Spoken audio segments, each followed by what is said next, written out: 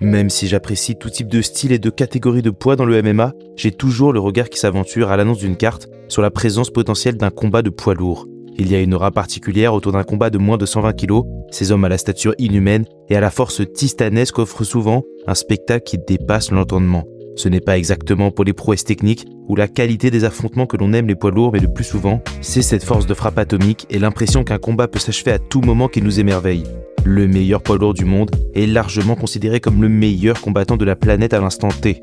Un titre qui doit être très plaisant à porter au quotidien. Mais au milieu de ce géant, qui est le meilleur des meilleurs, la crème de la crème? Vous êtes sur la chaîne des Journeymen et voici les 10 meilleurs poids lourds de l'histoire du MMA. Numéro 10, Alistair Overeem. Alistair Overeem a eu plusieurs carrières dans une longue vie de combattant.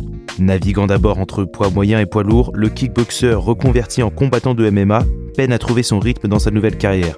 Qu'à cela ne tienne, en 2007, Alistair Overeem devient Uberim et il développe le physique titanesque avec lequel on le connaît aujourd'hui.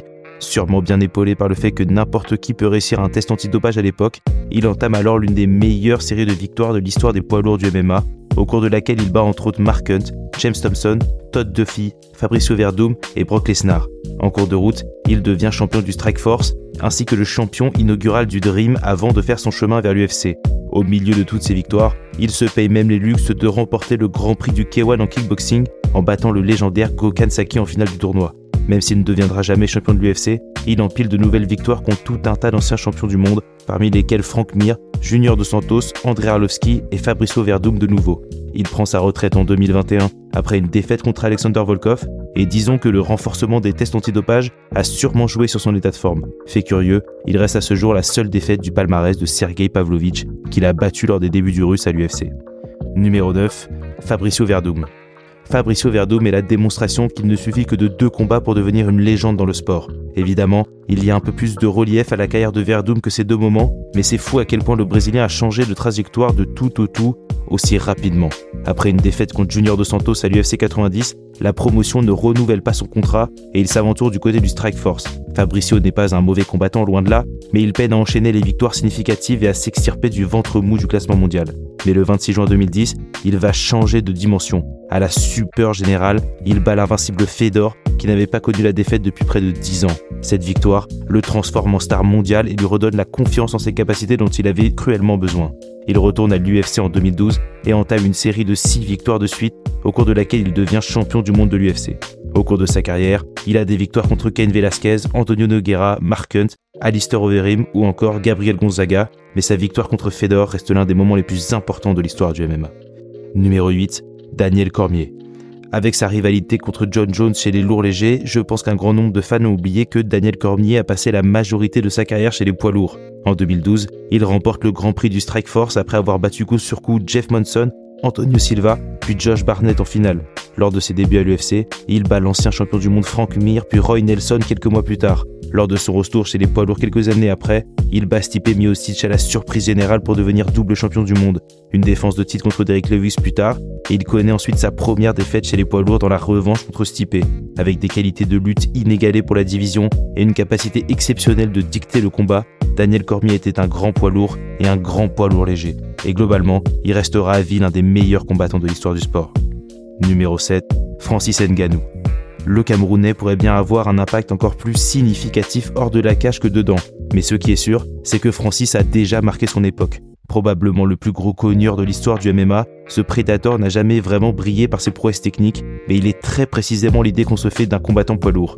Vous pouvez venir avec vos trophées de lutte et vos ceintures noires, mais si Francis vous touche, il est probablement l'heure pour vous d'aller dormir. L'ancien champion de l'UFC a des victoires contre Stipe Miocic, Cain Velasquez, Junior Dos Santos, Alistair Overeem et Andrei Arlovski, ainsi qu'une défense de titre contre Cyril Gane.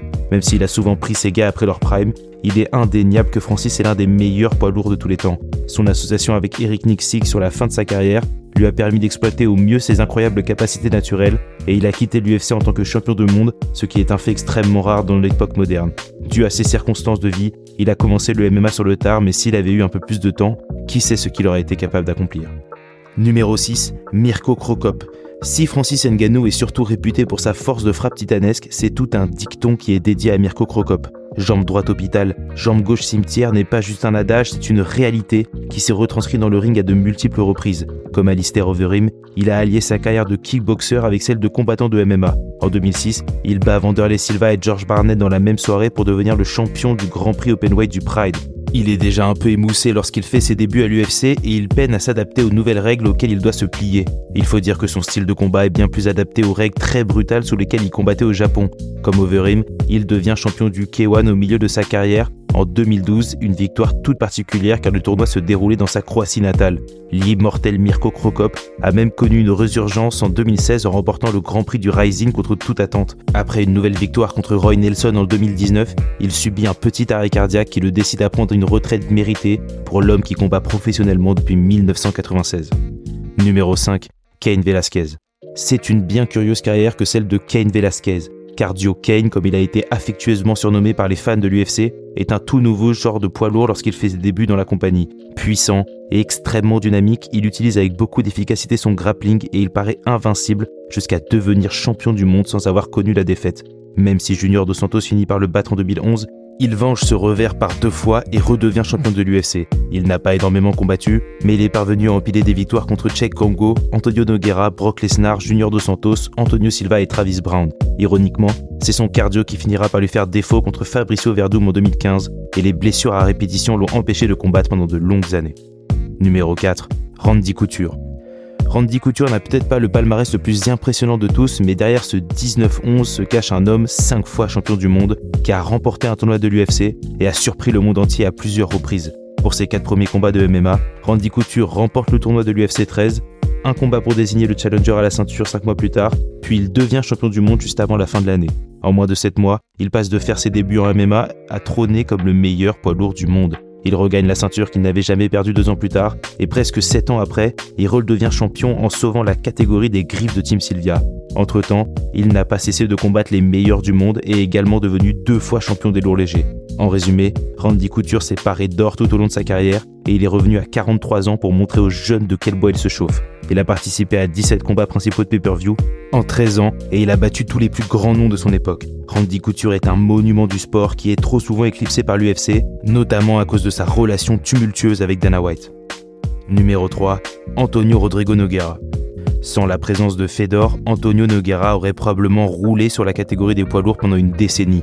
Lorsqu'il fait ses débuts en MMA, il est déjà considéré comme l'un des meilleurs jiu-jitsuka du monde. Il va utiliser ses qualités de grappling, cumulées à une boxe très sous-cotée pour régner sur les poids lourds du début des années 2000. Par 2 fois, Fedor s'est mis en travers de sa route et l'a empêché de dominer la catégorie de la tête et des épaules. Champion inaugural du Pride, il a également gagné le tournoi du Kings of Kings en 2000. Son combat contre Mirko Cro Cop lors du Pride Final Conflict en 2003 est toujours considéré comme l'un des meilleurs combats de poids lourds de l'histoire du MMA. Lorsqu'il fait ses débuts à l'UFC, il est déjà un peu sur la fin, mais il parvient quand même à y remporter la ceinture de champion intérimaire. Malheureusement, une nouvelle génération de combattants est arrivée et les années commencent à le rattraper. Il ne remporte que 3 de ses 9 derniers combats et prend sa retraite en 2015. Son palmarès comprend des victoires contre Mark Coleman, Fearing, Dan Anderson, Rico Rodriguez, Mirko Cro Cop, Fabricio Werdum, George Barnett, Team Sylvia ou encore Randy Couture. Numéro 2, Stipe Miocic. J'espère que le retour de Stipe sera l'occasion pour lui de recevoir tout le respect et la considération qu'il n'a pas eu ces dernières années. Cela aurait été une triste fin pour lui d'arrêter sa carrière dans la salle vide de l'Apex. Stipe est le meilleur poids lourd de l'histoire de l'UFC. Chez les lourds, il est ce qui est le plus proche d'un combattant complet. Il a démontré des qualités sur les pieds lui permettant de rivaliser avec ce qui se fait de mieux en la matière et son grappling est au niveau des meilleurs de la division. Stipe n'a pas beaucoup de failles et même si certains ont trouvé la parade pour le battre, ils sont rarissimes et ont souvent perdu la revanche. Stipe est 2 fois champion du monde. Il a défendu ses ceintures 4 fois, le record de la division. Il a le plus de bonus de l'histoire des poids lourds et le plus de défenses consécutives de la ceinture. Son incroyable CV contient des victoires contre Roy Nelson, Gabriel Gonzaga, Junior Dos Santos, Fabricio Werdum, Andrei Arlovski, Alistair Overeem, Francis Ngannou et 2 contre le légendaire Daniel Cormier. Un incroyable combattant qui va rester pendant quelques temps encore le meilleur poids lourd de l'UFC. Si je précise de l'UFC, c'est parce qu'il y a un poids lourd qui les surpasse tous et c'est bien sûr numéro 1, Fedor Emelianenko. Je pense que le suspense était un peu mort, mais Fedor trône au-dessus du reste des poids lourds. Ses 23 ans de carrière l'ont vu combattre contre les meilleurs du monde et battre la crème de plusieurs générations. Certes, il n'a jamais rejoint l'UFC, et quand les meilleurs du monde étaient au Pride, ils sont tous tombés sous les coups du Russe. Sa série de 33 combats de 2000 à 2009 est la plus légendaire de l'histoire du sport, et sans cette blessure contre Tsuyoshiko Shaka, elle aurait été parfaite. Lorsqu'il a remporté la ceinture du Pride contre Nogueira, il ne l'a plus jamais perdue. Fedor a remporté le Grand Prix du Pride en 2004, il a remporté les tournois Openweight et Absolute du Ring en 2001, et en 2018, il est parvenu à se hisser en finale du Grand Prix du Bellator à 42 ans. Ce qui rend sa performance d'autant plus impressionnante, c'est son physique. Seulement 1m83 au milieu des géants, Fedor est un monstre technique qui a battu des spécialistes dans leur compartiment du sport. C'est un pionnier du MMA et une icône, et il restera probablement à vie le meilleur poids lourd de l'histoire du MMA. Voilà ma liste. Je pense qu'il y aura encore, comme d'habitude, des débats. Il y a des combattants très expérimentés, absolument incroyables que j'ai oubliés. Je pense que les 4 évidents, parce que c'est ceux avec lesquels j'ai bataillé, sont Frank Mir, Bas Rutten, Tim Sylvia et Junior Dos Santos. Donc c'est les 4 auxquels je pensais. Donc voilà, donnez-moi votre classement, n'hésitez pas si vous avez des trucs à redire. Et on se reparle dans une prochaine vidéo. Salut!